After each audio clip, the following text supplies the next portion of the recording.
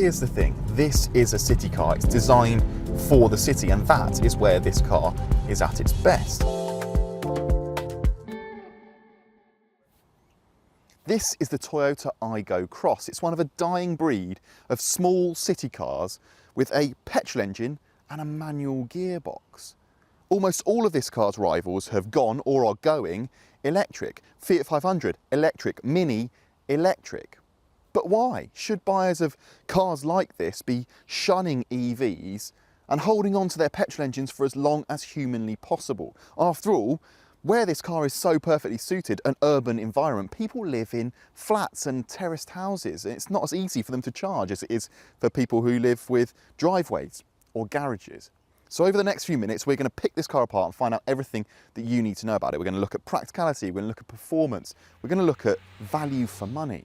So if you stick around and subscribe to the Carbuyer YouTube channel, we'll crack on.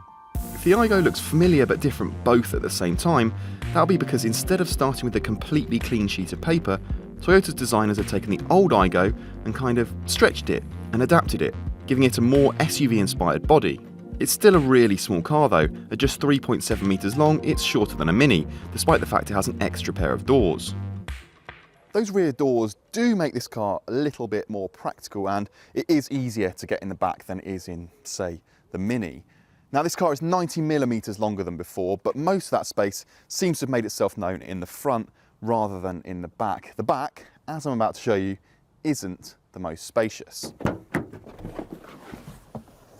I suppose you could sit back here for really short journeys, but look, I'm just over 6 foot tall and I've got no knee room and no headroom. Kids probably be fine back here, but these doors don't actually open all that wide, so getting them in and out might be a bit of a challenge. And one other thing to note, there's only 2 seats back here, only 2 seat belts, which, okay, is not unusual in a city car, but something like a Kia Picanto does offer 3 seats across the back if that kind of thing matters to you.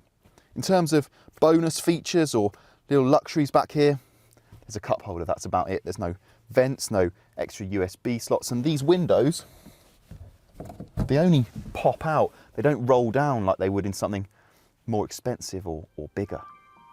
The story is a bit better with regards to the boot, which has grown by a substantial 60 litres. All in, there's 231 litres with the rear seats in place, which is more than a Fiat 500 and more than a Mini too. Because there are only 2 seats in the rear, the bench splits right down the middle. It all folds nice and easy, but remember, it's still a small car, so even with everything down, there's less than 1,000 litres to play with. If you want to put something like a bike in the back, you're taking off both wheels, and maybe the handlebars too. The first thing you notice up here is that it feels much more spacious and roomier than the old Aygo. It's not only longer, but it's also fractionally wider than it was before, which means you're not constantly brushing shoulders with the person sitting next to you, which is a good thing. There's no central armrest, but you don't really notice that, especially because you're constantly changing gear to get the most out of this, well, frankly, wheezy, underpowered petrol engine. But more on that a little bit later.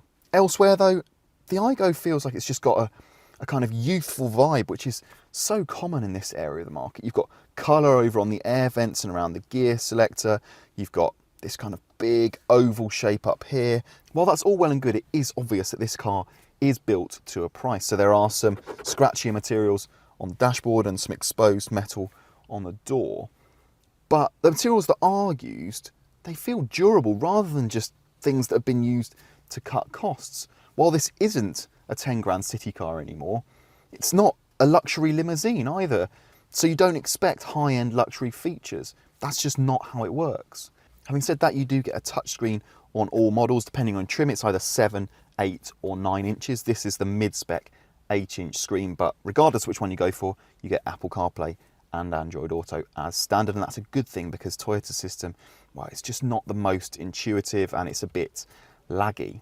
Below it, there's a set of physical climate controls with big rotary dials, really easy to use on the move, much simpler than if they were buried within the touchscreen. Over here, you don't get a set of fully digital dials, but there is a small digital panel and a big analog speedo. So that's all really easy to read and operate using these buttons on the steering wheel.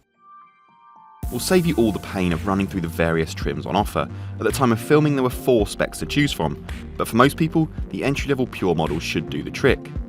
with alloy wheels, a touchscreen, a reversing camera and a decent list of safety kit.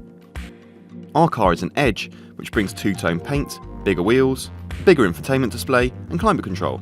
Full specs can be found at carbuyer.co.uk.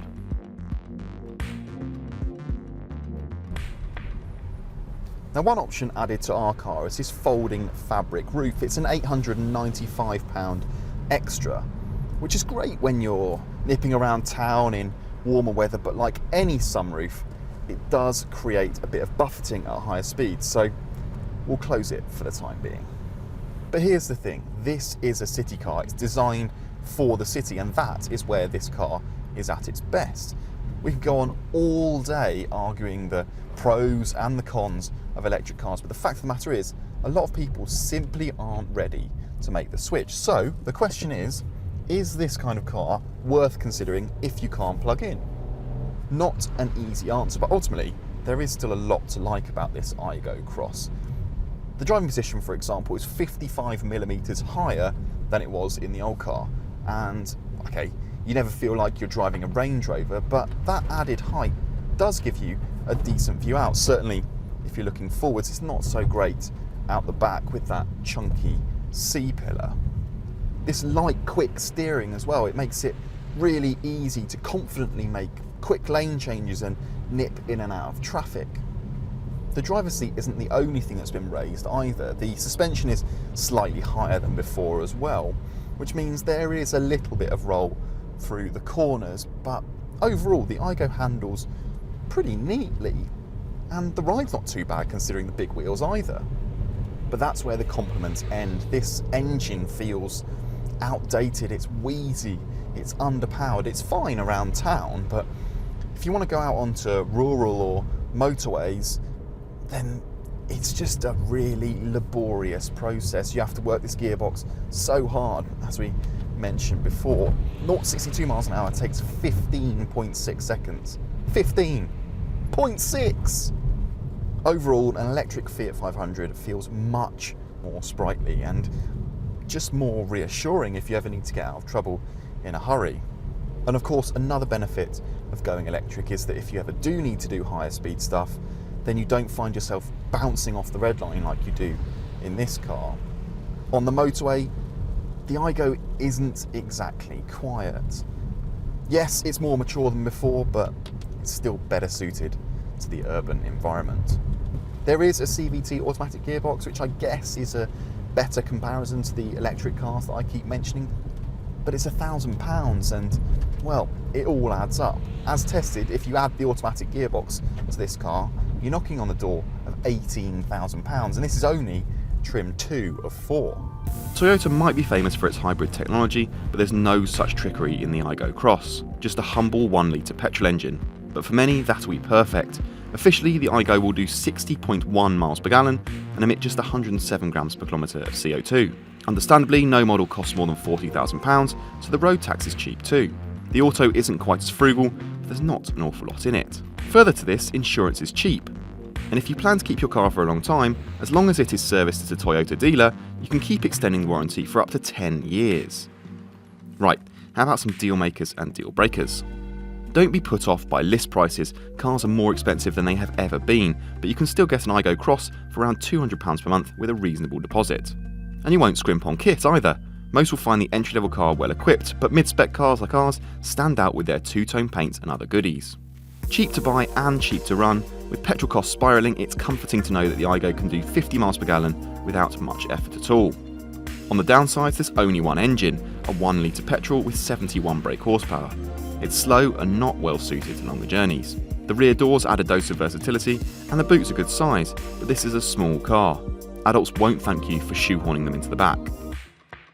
Adding some SUV-inspired trim and some extra height to the suspension hasn't transformed the Aygo into a mini beating small car, but there's still plenty to like. If you don't need the power and the performance, and you want to hold off on the EV thing for the time being, then this could be just perfect. If you like this video, then why not watch our review of the Fiat 500 or our small cars playlist. Thanks for watching.